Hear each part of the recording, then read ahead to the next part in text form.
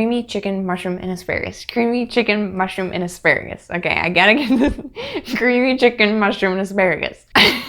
It's like, I can't say too many words together or else I lose it. Yeah. Okay, let's try this again. Hey guys, my name is Courtney Budson if you are new here, and this is What's for Din. Today I'm going to be sharing with you guys a keto-friendly one-pan creamy chicken, mushroom, and asparagus dish that is to die for. I'm telling you guys, the flavors in this are spectacular. It's a little bit more on the fancy side, but it is so easy nonetheless. So without further woo, today is the day. So without further ado, let's get started. So to get the prep work out of the way, we're gonna go ahead and blanch the asparagus. Now all you need to do is bring a big pot of water to a boil, add a good amount of salt, add your asparagus in when it's a really good rolling boil, and allow it to cook for about 2 to 3 minutes. 2 minutes if they're a little bit smaller, and 3 minutes if they're a little bit thicker. Then remove those out with a slotted spatula and put them in a bowl of cold ice water so that they don't continue to cook. Then take them out of the water and just set them aside. So the next thing we're gonna do is prepare our chicken breasts. Now I'm using boneless, skinless chicken breasts, and all I'm doing is cutting them in half to thin them out a little bit so that they take less time to cook. And I'm gonna season that with salt, pepper, some garlic powder, and of course, a little pinch of cayenne pepper. All right, so now we're gonna move on to the main deal, the main dish. We don't have to do any more prep work. So all I'm doing is adding a little bit of coconut oil into my cast iron skillet, have it over medium-high heat. I'm adding a little pinch of butter, let that melt down. All right, now to that, I'm going to add some baby Bella mushrooms. You can use white mushrooms if you want.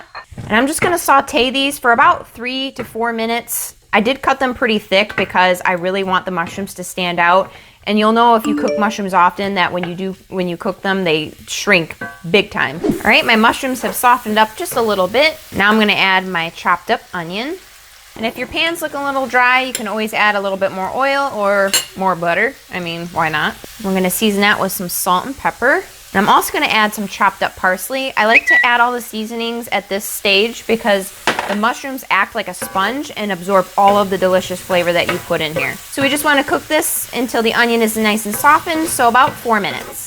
All right, my onions are nice and soft, so I'm gonna go ahead and add my minced garlic. Now the reason we add things in stages like this is because we want everything to reach its own amount of doneness. We don't want anything to be overdone, overcooked, over mushy. Doneness. Doneness is a new word, okay? I just created it, so get with the program, peeps. So I just wanna cook the garlic for about another minute until it's nice and fragrant, and then we'll go ahead and remove it from the pan, put it into a bowl, and set it aside.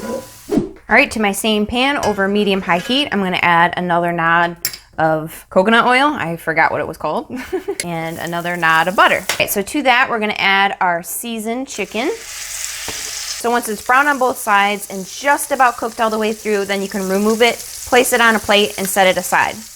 So now we're gonna work on the sauce. So I have all the drippings from the chicken in this pan, all of the stuff that's burnt on the bottom of the pan, that is fond. That is amazing flavor, don't get rid of that. So now I turned my pan down to a medium-low so that nothing flambés on me. And to that, I'm gonna add some white wine. I'm just using my favorite white wine. I'm gonna turn up the heat. I'm just gonna scrape the bottom of the pan so that all of that deglazes right off the bottom. You can see, I don't know, you might not be able to see because it's super steamy, but there's not much I can do about that. So now what we want to do is bring the wine up to a boil for about 4 to 5 minutes. You want it to reduce by at least half, so however long that takes, and then we'll move on to the next step. So it's probably really difficult to see, like I said before, because the steam, but the wine has reduced by half. So now I'm going to add in some good quality beef stock. And then we're gonna bring that right back up to a boil and do the same thing. So we're gonna reduce this to 1/4 of what I put in here. So that's quite a big reduction, but it's really, I mean, it's no work to you. It's just a waiting game. So set your timer to about 8 minutes. It can take anywhere from 8 to 12 minutes depending. And I'll show you what it looks like when we're there. All right, my sauce has reduced quite a bit. I turned down the heat so it's not scalding hot, but I'm going to add some heavy cream. Now you gotta use the heavy cream. There's no ifs, ands, or buts about this. Just add the cream, call it a day. And we wanna bring this up to a slight simmer until it gets nice and thick. So about 3 minutes. Okay, so you can see it's gotten nice and thick. It smells so stinking good. I'm drooling, big time. And Mike's burping, big time. So now what we're gonna do is place our chicken in and just kind of coat it. And then you're gonna add in your mushrooms and onions. Oh yeah. Now we're gonna add our asparagus, and I just add them in piles up on the sides. All right, now to that, we're just gonna add some mozzarella cheese. Oh yeah. Then I'm just gonna throw this in an oven to broil for about 3 minutes until the cheese is nice and melted and golden brown. And then that's it. We want dinner.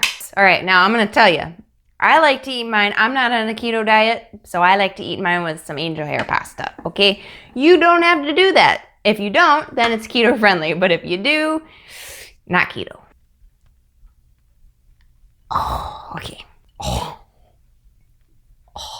It's saucy and it looks delicious. It's so good. Woo! So if you guys do want to recreate this recipe, just look in the description box below. I'll have all the measurements as well as the written instructions. And if you did like this video, don't forget to smack that like button. And if you are new to my channel, please don't forget to subscribe and hit the little bell icon so that way you get notified every single time I upload a video. And as always, thank you guys so much for spending time with me, and we'll see you later. Peace. Oh, man down.